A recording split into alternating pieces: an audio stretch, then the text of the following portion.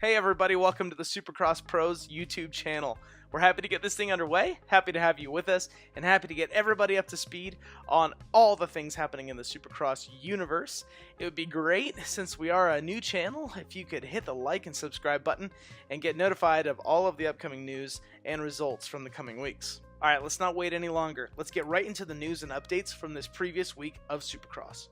Alright, so we're just going to go down a list of names that have had notable things happen to them in this past week that we feel need to put them in the news section. And we're going to start out with Eli Tomac. Within the first turn out of the gates, he goes down with a handful of other people. And the story goes kind of like this, where he goes over to the mechanics section for just a short time, they check out the bike and everything, and then they ride off out of the race. And there were a lot of question marks around that, like what the heck happened to Tomac, where is he? And even during the race, they had no real update. And so we finally got an update that when the bike went down, I guess a good chunk of his grip got torn off, and then his bike was all twisted up. Kind of surprising to me because it didn't look like that big of a crash, but obviously I wasn't there, so you got to trust the report. Eli's 77 points back, and I think it's safe to say that at this point, even though I fully believe that he's going to win more races in the year, that he's out of the championship fight for sure. I mean, he would need to get an enormous amount of help to even make that up. So, but moving on to Ken Roczen. Oh, super scary thing, especially with Ken and everything that's happened this past year. So Ken and Cooper Webb are going back and forth, and Cooper makes a block pass on him. Ken obviously didn't really like that because the move that he made next seemed kind of retaliation, because he goes on the inside of Cooper, and it didn't even look like that dirty of a pass, but for whatever reason, Ken whiskey throttles and completely loops out, and his arm goes up between the swing arm and the tire of Cooper Webb's bike. And if you didn't get a chance to see the race, it was gnarly, because the next shot you see of Ken Roczen, his entire right side of his jersey, I think it was right side of the jersey is completely ripped off. And the report as it stands today is that there's a fracture in one of the small parts of his hand right now, and he's being reevaluated Monday, which is today, when I'm recording this. So we'll find out more in the week, but it showed some pictures of his just rashed up shoulder and arm, and his wrist was super swollen. So he's super questionable for the race upcoming.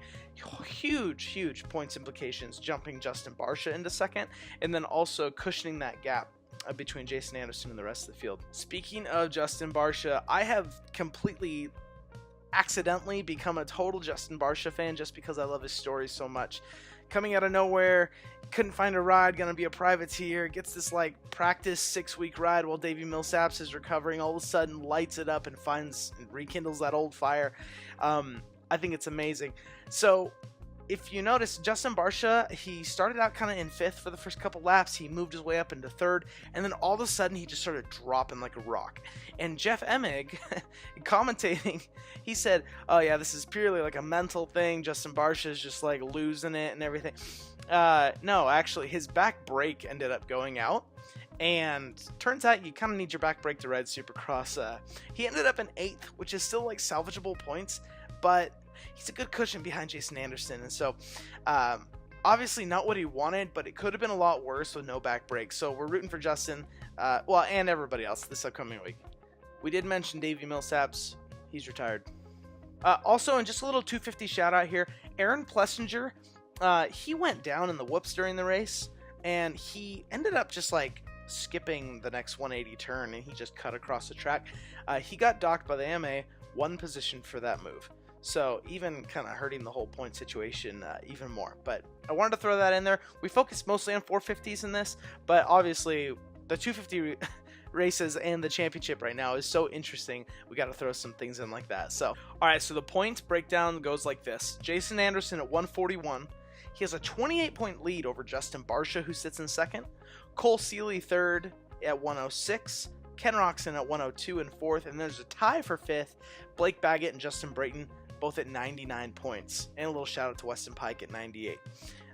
For those of you kind of wondering about Mooskin, he's in 96 and 8th.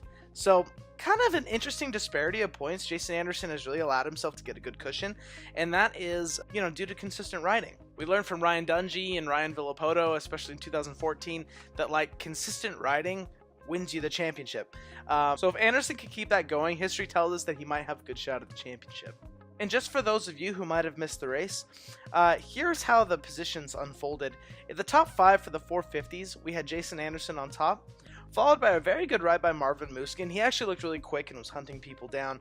Blake Baggett in 3rd, Cole Seeley taking 4th, and then Brock Tickle in 5th. And for the 250s, Justin Hill took 1st, Adam Cianciarulo took 2nd, Chase Sexton, the rookie, he took 3rd, Joey Savacci in 4th, and Shane McElrath in 5th. Alright, real quick, we wanted to go over who we thought was the most impressive 250 and 450 rider of this past week in San Diego. And starting with the 250s, although Cianciarulo and everybody, I mean, we're seeing some super speed out of the 250s, gotta give it to Justin Hill. Justin Hill, talk about a good story as well. Last year's champion comes in totally stumbling for the first how many weeks now? And Justin Hill comes out. You can tell that there's a confidence shift, and he was fast. He was fast. And so he, to me, looked like the most impressive rider on the 250 track. Now in the 450s, okay, obviously Anderson is doing really well, and I'm trying not to be like typical in picking Anderson, so I wanted to pick Blake Baggett.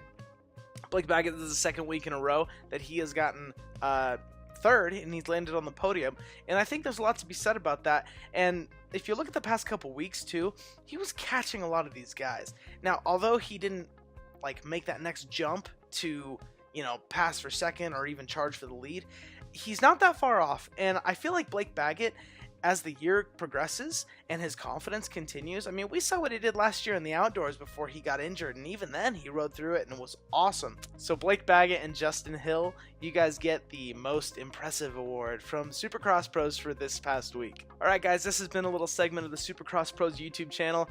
We really hope you enjoyed it. If you liked the video, please like and subscribe to the channel and hit that notification bell. It helps us out a ton. And stay with us throughout the Supercross season. You can follow us on Twitter at Supercross Pros. And we hope to see you in the future videos. So please come back, invite all your friends, and we'll see you next time.